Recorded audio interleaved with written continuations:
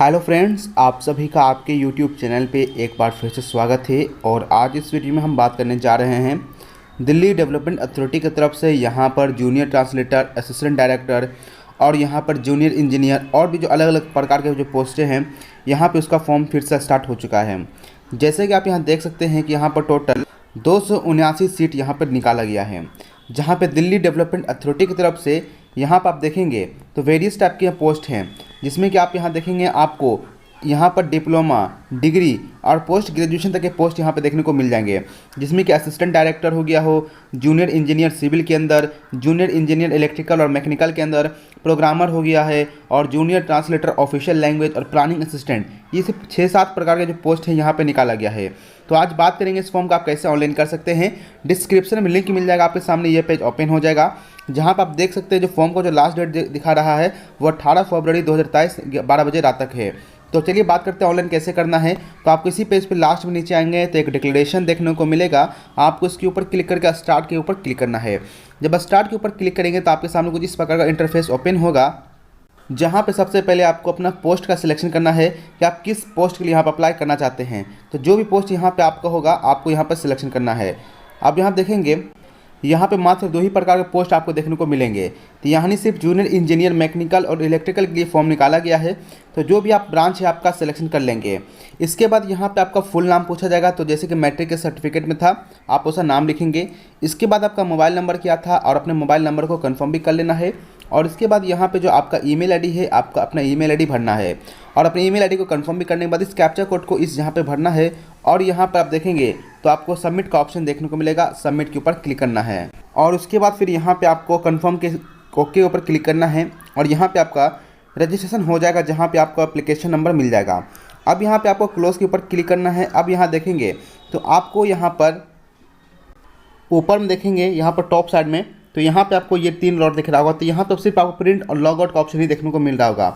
तो सबसे पहले यहाँ पर आपको क्या करना है, अपने वेबसाइट को आप डेस्कटॉप साइट पे लेके आ जाएंगे और उसके बाद फिर से आपको लॉगिन करने के लिए कहा जाएगा। तो यहाँ पे थोड़ा सा आपको एरर होगा, तो इसलिए फिर आपको क्या करना है, जो फिर मेन वेबसाइट है फिर आपको इसी पे आना है, जहाँ पे आपको डिक्लेरेशन के ऊपर क्लिक करके ऑलरेडी रजिस्टर्ड कैंडिडेट का जो ऑप्शन आ रहा है आपको इसके ऊपर क्लिक करना है। इसके बाद आपका जो यूज़र आईडी और पासवर्ड आपको मिलेगा वो यहाँ पर आपको डालना है। तो ये आपको पासवर्ड और यूज़र आईडी आपको मिल जाएगा, आपके मोबाइल नंबर या आपके ईमेल आईडी पे पासवर्ड के तौर पर आ जाएगा। और फिर उसके बाद यहाँ पे आपको लॉगिन के ऊपर क्लिक कर देना है। अब लॉगिन के ऊपर जैसे क्लिक करेंगे अब यहाँ पर आप देखेंगे तो यहाँ पे आपको एप्लीकेशन फॉर्म का जो ऑप्शन है वो यहाँ मिलेगा। तो आपको यहाँ पे देखेंगे तो click here to fill application form का ऑप्शन है, तो आपको इसके ऊपर क्लिक करना है। इसके ऊपर जब क्लिक करेंगे तो आपके सामने फिर से बेसिक डिटेल आपको ओपन होगा, जिसमें कि आपको यहाँ पे अपना जेंडर का सिलेक्शन पहले करने के लिए कहा जाएगा। तो यहाँ पे जो भी जेंडर है आपका मेल है, फीमेल है, ट्रांसजेंडर है, उसका सिलेक्शन कर लेंगे।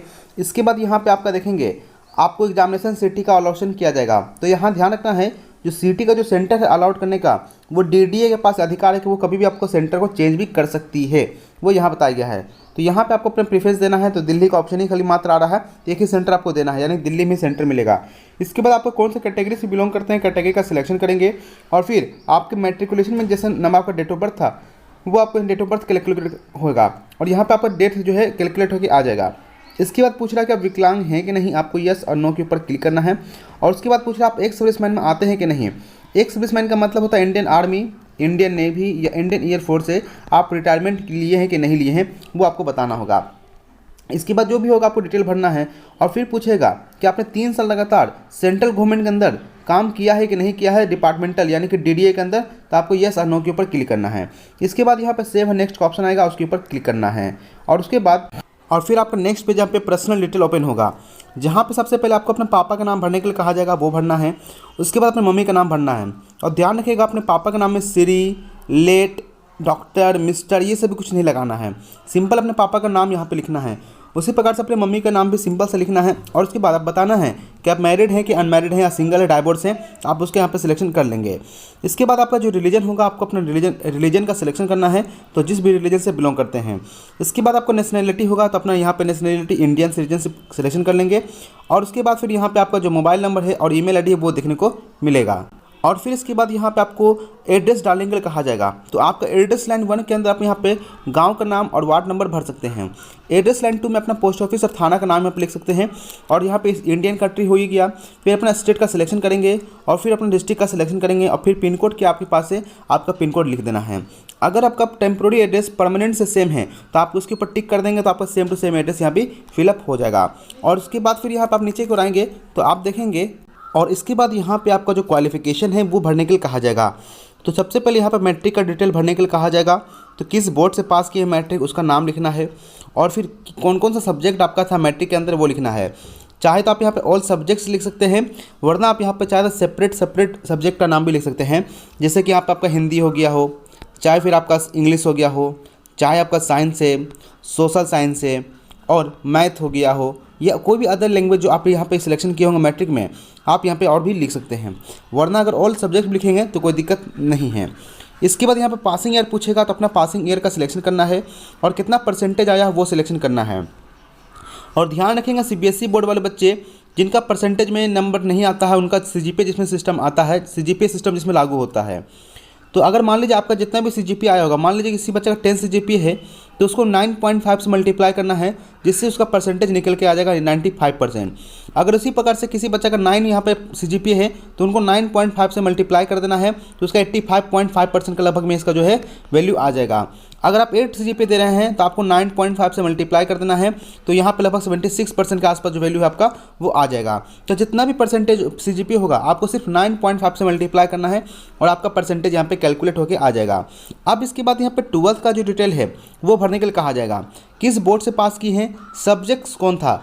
तो यहाँ पे सब्जेक्ट का नाम पूछ रहा है, आप ऐसा मत कर दीजिएगा कि यहाँ पे इंटर आर्ट्स कर दीजिएगा, इंटर कॉमर्स नहीं करना है। तो यहाँ सब्जेक्ट्स का नाम लिखना है। जैसे कि अगर आर्ट्स वाले बच्चे होंगे तो वो क्या सिलेक्शन करेंगे, तो हिस्ट्री सिलेक्शन कर सकते हैं, जो भी सब्जेक्ट है, ज्योग्राफी हो गया, पॉलिटी हो गया, हिंदी, इंग्लिश, इकोनॉमिक्स, जो भी सब्जेक्ट होगा वो लिखना है। अगर साइंस वाले बच्चे हैं तो पीसीएम हो गया, फिजिक्स केमिस्ट्री मैथ वाले, फिजिक्स केमिस्ट्री बायो हो गया। अगर आप कॉमर्स के हैं तो अपना सब्जेक्ट कॉमर्स का जो भी आता है आप यहाँ पर आप नाम लिख सकते हैं।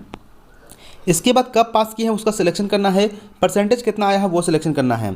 इसके बाद यहाँ पे डिप्लोमा या डिग्री यानी बीटेक या डिप्लोमा का आपको डिटेल भरना है। यहाँ पर सिलेक्शन करना है डिप्लोमा है कि आपका बीई है। अगर बीटेक ने किए हैं तो आपको डिप्लोमा बी भी सिलेक्शन कर सकते हैं। सब्जेक्ट का सिलेक्शन करना है कि आपका कौन सा यहाँ पे ब्रांच था, किस बोर्ड से पास किए हैं, कब पास किए हैं, परसेंटेज ऑफ मार्क्स क्या था। इसके बाद अगर पीजी डिग्री डिप्लोमा कंप्लीट किए हैं तो भी इसका डिटेल भर सकते हैं। अगर कुछ वर्क एक्सपीरियंस है तो यहाँ पे ऐड न्यू रॉ का ऑप्शन है, वहाँ पे करके आप भर सकते हैं। अगर कोई एक्सपीरियंस नहीं है तो छोड़ के आपको सेव और नेक्स्ट के ऊपर क्लिक करना है। अब यहाँ पे आपको फोटो और सिग्नेचर जो है वो अपलोड करने के लिए कहा जाएगा। तो फोटो यहाँ पे 100 KB से ज़्यादा नहीं होना चाहिए जेपीजी फॉर्मेट में, और सिग्नेचर आपका भी ब्लैक में होना चाहिए जेपीजी फॉर्मेट में, और 100 KB से ज़्यादा नहीं होना चाहिए। इस दोनों को अपलोड करने के बाद आपको नीचे में कैप्चा भरने के लिए कहा जाएगा, कैप्चा भरना है। इसके बाद आई एग्री का ऑप्शन आएगा, आपको आई एग्री पे क्लिक करके सबमिट का ऑप्शन आएगा, सबमिट के ऊपर क्लिक कर देना है। जैसे सबमिट के ऊपर क्लिक करेंगे यहाँ पे आप देखेंगे आपको जो फॉर्म है वो कंप्लीट हो जाएगा। अगर आप किसी कैटेगरी के अलावा जैसे ओबीसी, अगर आप जनरल में बिलोंग कर रहे हैं या ईडब्ल्यूएस से बिलोंग कर रहे हैं, अगर आपको इसे पेमेंट काटने के लिए कहा जाएगा तो आपको पेमेंट ऑनलाइन माध्यम से पेमेंट कर लीजिएगा। अगर आप SC ST से बिलोंग कर रहे हैं तो आपको यहाँ पे किसी प्रकार का पेमेंट नहीं करना है, और इस प्रकार से जो फॉर्म आपका कंप्लीटली फिल हो जाएगा और प्रिंट आउट निकाल के अपने पास सेव रख लीजिएगा। इस प्रकार से जो फॉर्म है आपका पूरा फुल्ली कंप्लीट हो चुका है। आशा करता हूँ वीडियो अच्छा लगा होगा। अगर वीडियो अच्छा लगा तो लाइक कर दीजिए, वीडियो को शेयर कर दीजिए और चैनल को सब्सक्राइब कर दीजिएगा। मिलेंगे जल्दी नेक्स्ट वीडियो में। Thank you for watching this video.